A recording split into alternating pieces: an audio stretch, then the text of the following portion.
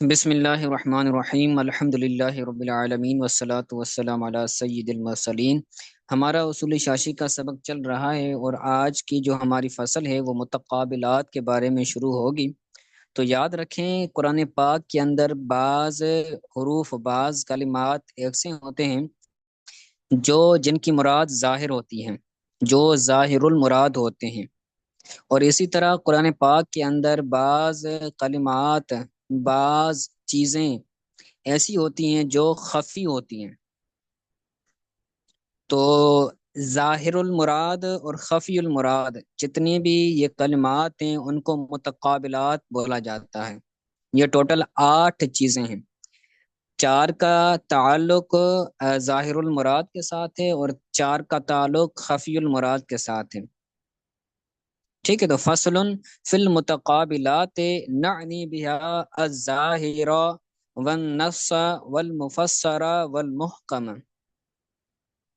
مع ما یقابلها من الخفی والمشکل والمجمل والمتشابہ۔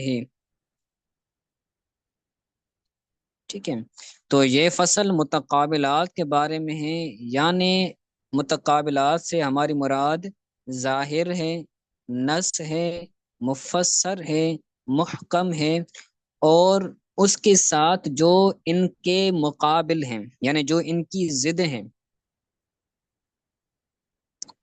ٹھیک ہے، وہ کون سی ہیں؟ یعنی من یہاں پر بیانیہ، یعنی خفی، مشکل، مجمل اور متشابہ۔ تو یہ 4 ایسے ہیں جن کا تعلق جو ہے وہ ظہور کے ساتھ ہے،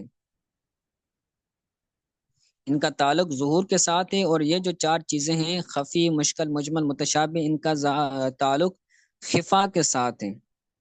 تو ان چاروں کے مقابلے میں یہ 4 آتے ہیں، تو ان کی وجہ سے اس فصل کو متقابلات، ان الفاظ کو متقابلات بولا جاتا ہے۔ تو متقابلات 8 ہیں: نص، ظاہر، نص، مفسر، محکم، خفی، مشکل، مجمل اور متشابہ۔ یہ 8 متقابلات شمار ہوتے ہیں۔ تو اب آگے جو کلام آئے گا تو وہ ہر ایک کی تعریف بیان کریں گے، ہر ایک کا حکم بیان کریں گے، اور ہر ایک کی مثال بیان کریں گے۔ ٹھیک ہے، تو پہلے انہوں نے بیان کیا ظاہر۔ ظاہر تو ظاہر کی تعریف کر رہے ہیں پہلے، فالظاہر اسم لکل کلام ظہر المراد به للسامع بنفس السماع من غیر تعمل۔ ظاہر ایسا اسم ہے، فظاہر اسم، ظاہر ایسا اسم ہے ہر اس کلام کے لیے، ظاہر ہر اس کلام کا نام ہے کہ جس کلام سے مراد ظاہر ہو سامع کے لیے۔ یعنی ظاہر ایسا لفظ کہہ لیں، ظاہر ایسا کلمہ کہہ لیں کہ جس کے ذریعے جو مراد ہوتی ہے نا وہ سامع کو سمجھ آ جاتی ہے۔ اس میں جو سامع ہوتا ہے وہ غور و فکر نہیں کرتا، تعمل نہیں کرتا، جیسے ہی وہ متکلم کا کلام سنتا ہے تو وہ اس کی مراد سمجھ جاتا ہے، تو اس کو ظاہر بولا جاتا ہے۔ تو ظاہر یہ ہر اس کلام کا نام ہے جس سے سامع کے لیے مراد سننے سے، بنفس استماع، صرف سننے سے مراد ظاہر ہو، من غیر تعمل، تعمل کے بغیر، غور و فکر کے بغیر۔ یعنی اگر کوئی بندہ کلام کرے گا تو اس کی مراد اگر واضح ہو تو وہ کلام کہلائے گا کہ یہ ظاہر کلام ہے، اس کے اندر اس کی مراد ظاہر ہے تو یہ ظاہر کہلائے گا۔ ٹھیک ہے، یہ ہو گیا ظاہر۔ اس کے بعد تھا دوسرا جو تھا وہ تھا نص۔ تو اب نص کی تعریف کر رہے ہیں، کہتے ہیں والنص ما سیق الکلام لاجلہ۔ نص وہ لفظ ہے یا وہ کلمہ ہے کہ جس کی وجہ سے کلام کو لایا گیا ہو۔ نص وہ چیز ہے، وہ شے ہے، لاجلہ جس کی وجہ سے، اجلہ کے اندر جو ہی ضمیر ہے اس کا جو مرجع ہے وہ ہے نص۔ نص ایسی چیز ہے کہ جس کی وجہ سے کلام کو لایا گیا ہو، یعنی جو کلام کرنے کا مقصد ہو اس کو نص بولا جاتا ہے۔ اب یہ دونوں کی تعریف ہو گئی، ظاہر اور نص کی تعریف ہو گئی، آگے ان کی مثالیں بیان کریں گے دونوں کی۔ کہتے ہیں وہ مثال ہو فی قول ہی تعالی، یعنی نص اور ظاہر کی مثال اللہ تعالیٰ کے فرمان میں کہ وَأَحَلَّ اللَّهُ الْبَيْعَ وَحَرَّمَ الرِّبَا، اللہ تعالیٰ نے فرمایا کہ اللہ نے بیع کو، کاروبار کو حلال کیا، وحرم الربا، اور سود کو حرام فرمایا۔ بیع کو اللہ تعالیٰ نے حلال کیا، حلال فرمایا، اور ربا کو، سود کو اللہ تعالیٰ نے حرام فرمایا۔ تو یہ اللہ تعالیٰ کا فرمان ہے۔ اب اس آیت کے اندر، اس مثال کے اندر دونوں چیزوں کو بیان کریں گے کہ اس کے اندر ظاہر کیسے ہیں اور اس کے اندر نص کیسے ہیں۔ تو کہتے ہیں فل آیتو سیقت، مجول کا سیغہ، فل آیتو سیقت لبیان تفرقت بین البیع والربا، فل آیتو سیقت لبیان تفرقت بین البیع والربا، یہ جو آیت ہے یہ کاروبار اور سود کے درمیان فرق کو بیان کرنے کے لیے لائی گئی ہے۔ سیقت مطلب لائی گئی ہے، ساقہ یہ جو فعل ہے اس کا مطلب ہے لانا۔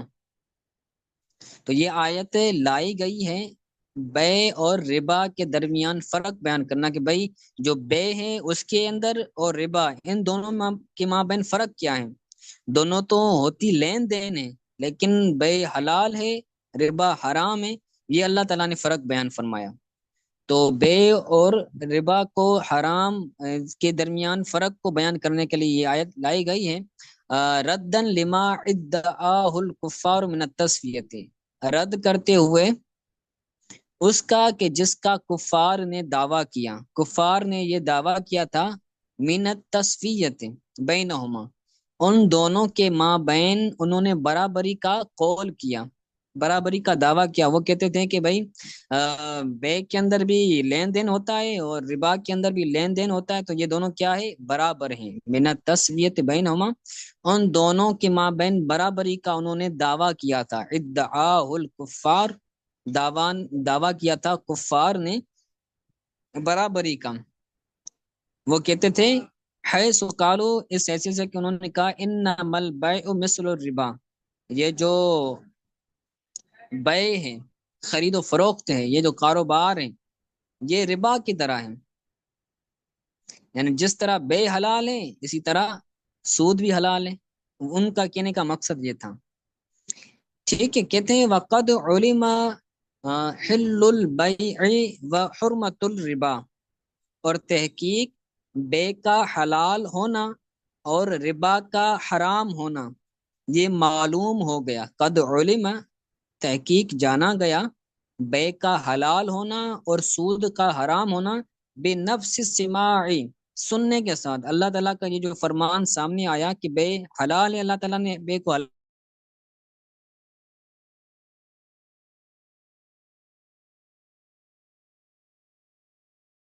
کیا ہے اور ربا کو حرام کیا ہے۔ جو بندہ ہے بے کرنے والی چیز ہے، ربا ربا نہ کرنے والی چیز ہے۔ تو بے کا حلال ہونا اور ربا کا حرام ہونا یہ نفس سما سے، صرف سننے سے ہمیں پتہ چل گیا کہ یہ حلال ہے اور یہ حرام ہے۔ تو فَصَارَ ذَلِكَ نَصًّا فِي التَّفَرُّقِ، تو یہ جو آیت ہے یہ تفرق بیان کرنے کے لیے، یعنی بے اور ربا کے درمیان فرق بیان کرنے کے بارے میں یہ نص ہے۔ کیونکہ نص کا مطلب کیا ہوتا ہے کہ جس کے لیے کلام کو لایا گیا ہو، ما سیق الکلام لاجلہ، جس کے لیے کلام کو لایا گیا ہو اس کو نص بولا جاتا ہے۔ تو اس کلام کو بے اور ربا کے درمیان فرق کرنے کے لیے لایا گیا ہے، تو یہ ہو جائے گا، تو یہ بے اور ربا کے درمیان فرق کرنے کے بارے میں نص ہے۔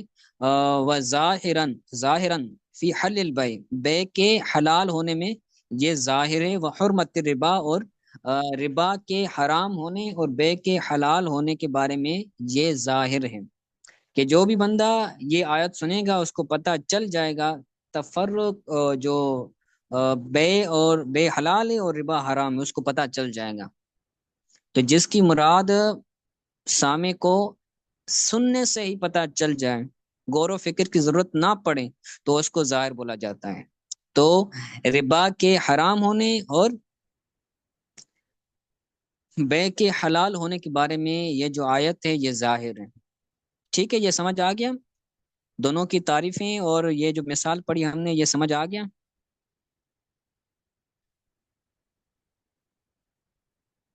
جی استاد جی، یہ جو ما سی کا یہ نص ہے، اور ظاہر کون سا؟ ونس ونس ما سی کل سی کل کل کلام ہے۔ ہاں، والنص ما سیق الکلام لاجلہ، نص یہ وہ ہے یہ نص ہو جس گیا کی، جی۔ ہاں یہ نص ہو گیا، یعنی یہ نص اور کی ظاہر تعریف ہے۔ ظاہر کی تعریف ہے، فالظاہر اسم لکل کلام ظہر المراد به لسام بنفس السماع من غیر تعمل، یہاں سے لے کر یہاں تک یہ جو ہے نا یہ عبارت، یہ ظاہر کی تعریف ہے۔ جی صحیح۔ ٹھیک ہے، پھر انہوں نے آیت کے اندر اس کو فٹ کیا کہ ظاہر کیسے ہیں اور آیت کے اندر نص کیسے ہیں۔ تو یہ پہلی مثال تھی نص اور ظاہر کے اندر، یہ سمجھ آ گیا؟ جی جی جی آگے دوسری مثال بیان کرتے ہیں، وَكَذَلِكَ قَوْلُهُ تَعَالَى، اسی طرح اللہ تعالیٰ کا فرمان ہے نص اور ظاہر کے بارے میں۔ دوسری مثال دیتے ہیں، کہتے ہیں کہ فن کی او ماتاب لکم من النساء مسنا و ثلاث و رباع، اللہ تعالیٰ کا فرمان ہے کہ تم نکاح کرو جس کو تم طلب کرتے ہو، ما طاب لکم من النساء، عورتوں میں سے جس کو تم طلب کرتے ہو، یعنی جو تمہیں پسند ہے تو تم ان سے کیا کرو، فن کی ہو نکاح کرو، مسنا دو دو کرو، ثلاثہ تین تین کرو، رباع چار چار کرو۔ تو یہ آیت ہے، اللہ تعالیٰ نے حکم دیا کہ تم عورتوں میں سے جس کو پسند کرتے ہو تو ان سے نکاح کرو، چاہے تو دو کرو، چاہے تو تین کرو، چاہے تو چار کرو، لیکن اس کے اندر وہی شرط ہے کہ اگر قوت ہو، مال کے اعتبار سے وسعت ہو، اور تینوں کو ہینڈل کرنے کی اس کو طاقت ہو، تو اس کو یہ اجازت ہے، ورنہ ایک ہی کافی ہے۔ ٹھیک ہے، تو کہتے ہیں اب یہ جو آیت ہے یہ تعداد بیان کرنے کے بارے میں لائی گئی ہے کہ نکاح بندہ کتنے کر سکتا ہے، زیادہ سے زیادہ چار کر سکتا ہے، ایک بھی کر سکتا ہے، دو بھی کر سکتا ہے، تین بھی کر سکتا ہے، چار بھی کر سکتا ہے۔ تو یہ جو تعداد ہے، اس تعداد کو بیان کرنے کے لیے اس آیت کو لایا گیا ہے، اس کلام کو لایا گیا ہے۔ تو جس کے لیے کلام کو لایا جائے اس کو کیا کہتے ہیں، اس کو نص بولا جاتا ہے۔ تو تعداد کو بیان کرنے کے لیے، تعداد کو بیان کرنے کے بارے میں یہ آیت نص ہے، اور اس آیت سے جو ہے وہ، تو ایک پڑھتے ہیں پھر آگے انشاءاللہ وضاحت کہتے ہیں، سیق الکلام لبیان تعدد، تعداد کو بیان کرنے کے لیے اس کلام کو لایا گیا ہے۔ وقد علم الاطلاق والاجازت بنفس السماع، تو اب مطلقاً نکاح کرنا اور اجازت یعنی جائز ہونا، نکاح جو ہے وہ دو سے تین سے چار سے کرنا، یہ کیا ہو گیا، ہمیں معلوم ہو گیا۔ اسی طرح اگر کوئی بندہ اس آیت کو سنے گا تو اس کو پتہ چل جائے گا کہ بھئی دو نکاح بھی کرنا جائز ہے، تین نکاح بھی کرنا جائز ہے، اور چار نکاح بھی کرنا جائز ہے۔ تو یہ بات سننے سے ہی ہمیں پتہ چل جائے گی۔ تو اس بارے میں یہ آیت کیا ہے، اس بارے میں یہ آیت ظاہر ہے، وقد علم الاطلاق، اور مطلق نکاح کا مطلق ہونا اور نکاح کی اجازت ہونا، بے نفس السماع، سننے سے ہی ہمیں معلوم ہو گیا، علما معلوم ہو گیا، کہ جو بندہ یہ آیت سنے گا اس کو پتہ چل جائے گا کہ بھائی تین بھی نکاح کر سکتے ہیں، چار بھی کر سکتے ہیں، اور دو بھی کر سکتے ہیں۔ تو اس بارے میں یہ آیت ظاہر ہوگی، فصار ذالک ظاہرا فی حق الاطلاق، طلاق کے جائز ہونے میں، عورتوں سے اطلاق مطلب مطلقاً نکاح کرنا، دو تین چار نکاح کرنا، اس حق میں یہ آیت ظاہر ہے۔ نصاً فی بیان العدد، اور تعداد کو بیان کرنے کے بارے میں یہ نص ہے۔ ٹھیک ہے، آیت کو کیوں لایا گیا ہے؟ اس لیے لایا گیا ہے کہ تاکہ جتنی عورتوں سے نکاح کرنا جائز ہے اس کی تعداد کو بیان کیا جائے۔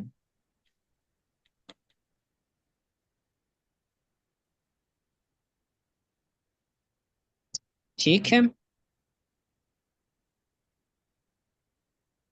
آگے کہتے ہیں تیسری مثال بیان کرتے ہیں ظاہر اور نص کی، کہتے ہیں وَكَذَلِكَ قَوْلُهُ تعالی، اسی طرح اللہ تعالیٰ کا فرمان ہے کہ لا جناح علیکم ان طلقتم النساء ما لم تمسوهن او تفردوا لهن فریضہ، اللہ تعالیٰ نے فرمایا تم پر کوئی مضائقہ نہیں، لا جناح علیکم، تم پر کوئی مضائقہ نہیں ہے کہ تم عورتوں کو طلاق دو جن کو تم نے چھوہا نہیں ہے، جن کو تم نے مس نہیں کیا، یہاں پر مس سے مراد جمع کرنا ہے،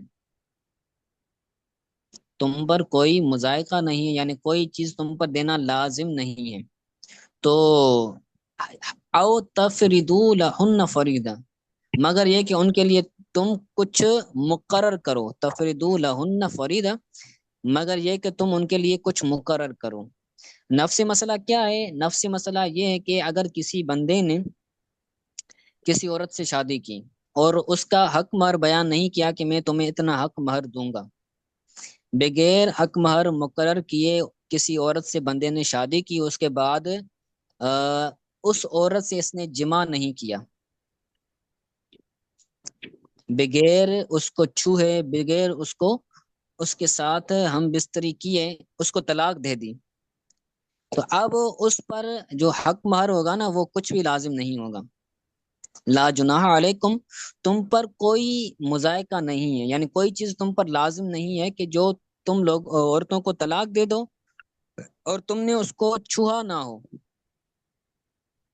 بشرطے کہ تم نے حق مہر مقرر نہ کیا ہو، تو اب حق مہر جو ہے وہ اس پر لازم نہیں ہوگا مرد پر، ٹھیک ہے۔ او تفریدو لہن فریدہ، او یہاں پر بمانا اللہ کے ہیں، اگر حاشے کے اندر آپ دیکھیں گے نا تو وہاں پر او کا معنی اللہ بتایا گیا ہے، تو او بمانا اللہ، مگر یہ کہ تم ان کے لیے کچھ مقرر کرو، یعنی اگر تم ان کے لیے حق مہر مقرر کرتے ہو تو پھر تمہیں اس کا نصف دینا پڑے گا، اگر جمع نہیں کیا، اگر جمع کیا ہے تو پھر پورا دینا پڑے گا، طلاق دینے کے بعد اس کو پورا دینا لازم ہوگا، ٹھیک ہے۔ تو یہ آیت ہو گئی، آگے اس کی وضاحت کریں گے خود کہ یہ آیت نص کیسے ہیں اور یہ آیت ظاہر کہتے ہیں نص فی حکم من لم یسمی لہل مہر، یعنی اس کو مجہول پڑھیں لم یسم لہل مہر، یہ آیت اس شخص کے بارے میں ہے کہ جس کے لیے حق مہر مقرر نہ کیا گیا ہو، یا من کا ترجمہ عورت کر لیں کہ یہ آیت اس عورت کے بارے میں ہے کہ جس کے لیے مہر مقرر نہ کیا گیا، بندے نے شادی کی، نکاح کیا، لیکن مہر مقرر نہیں کیا کہ میں تمہیں اتنا حق مہر دوں گا، ویسے ہی شادی کر لی، تو یہ کیا ہے؟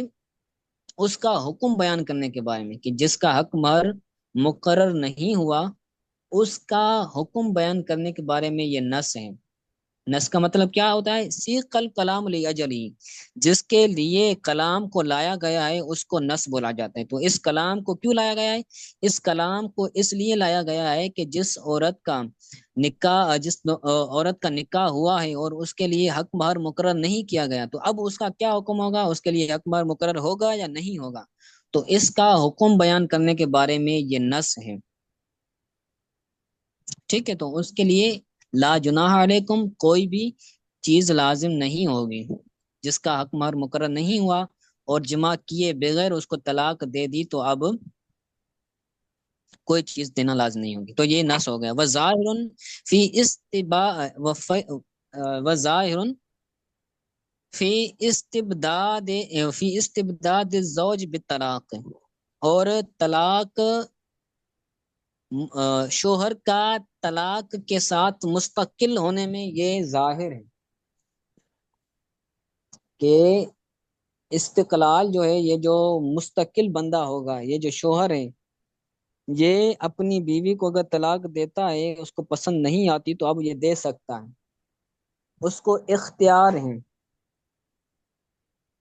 پہلے تو اس کو اچھی لگ رہی تھی، لیکن جیسے ہی اس نے نکاح کیا اس کو پسند نہیں آئی، یا کوئی ایسی چیز پائی گئی کہ جو جس چیز کی وجہ سے وہ عورت اس کے مناسب نہیں ہے، تو اب اس شوہر کو کیا ہے، حق کے طلاق حاصل ہے، وہ طلاق دے سکتا ہے.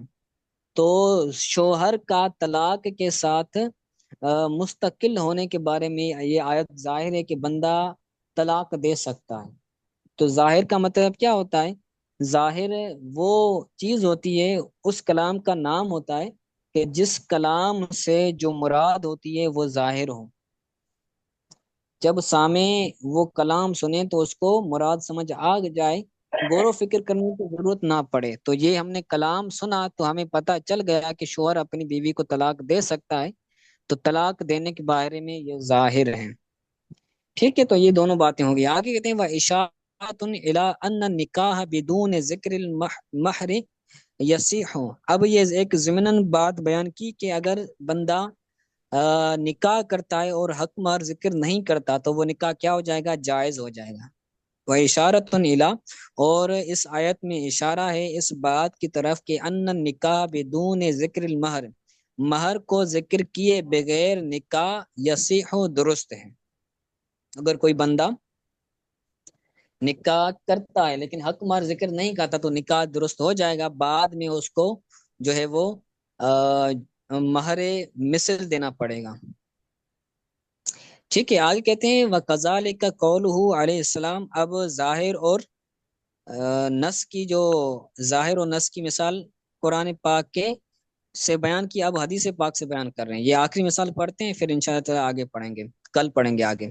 کہتے ہیں حضور صلی اللہ علیہ وسلم فرمایا من ملک ذا رحم محرم منہ عتق علیہ، کہ جو بندہ مالک بنا ذی رحم محرم کا، جو بندہ مالک بنا من ملک ذا رحم محرم، جو ذا رحم، ذی رحم مطلب رشتہ دار، جو بندہ اپنے قریبی رشتہ دار کا مالک بنا تو کیا ہوگا؟ عتق علیہ، وہ بندہ آزاد ہو جائے گا. کوئی شخص تھا، بیٹا تھا، بیٹے نے غلام کو خریدا اور بعد میں پتہ چلا کہ وہ غلام اس شخص کا باپ تھا، یا پھر وہ باپ تھا اس نے ایک غلام خریدا، لیکن اس کو پتہ چلا کہ یہ جو غلام میں نے خریدا ہے وہ میرا بیٹا ہے.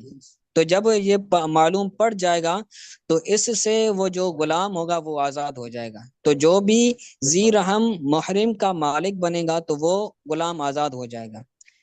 کہتے ہیں نسن فی استحقاق العتق القریب، یہ جو آیت ہے یہ قریبی رشتہ دار کے آزاد ہونے کے حق میں یہ نس ہے. نس کا مطلب ہوتا ہے کہ جس کے لیے کلام کو لایا گیا ہو. تو اس کلام کو، حضور کے فرمان کو اس لیے لایا گیا ہے کہ جو قریبی رشتہ دار ہو وہ عتق کا مستحق ہے، وہ آزاد ہونے کا مستحق ہے. تو آزاد ہونے کے مستحق کے بارے میں یہ کیا ہے؟ نس ہے. وظاہر فی ثبوت الملک لہو، اور ملک کو ثابت کرنے کے بارے میں یہ ظاہر ہے کہ جو قریبی رشتہ دار ہوگا اس کا بندہ مالک ہو سکتا ہے. مالک ہوگا، مالک ہونے کے بعد وہ کیا ہو جائے گا؟ آزاد ہوگا. مم ملک، جو بندہ مالک ہو، جو بندہ مالک بنے، تو مالک ہونے کے حق میں، مالک ہونے کے حق میں یہ آیت کیا ہے؟ ظاہر ہے. جو بھی یہ فرمان سنے گا اس سے یہ پتہ چل جائے گا کہ بندہ ذی رحم رشتہ دار کا مالک بن سکتا ہے. ٹھیک ہے، تو یہ ظاہر تھا اور نص تھا. اس کی چند مثالیں قرآن سے اور احادیث سے ہم نے پڑھی. آج کے لیے اتنا سبق کافی ہے. آج کے سبق کے حوالے سے کوئی بات سمجھ نہیں آئی تو پوچھ لیں.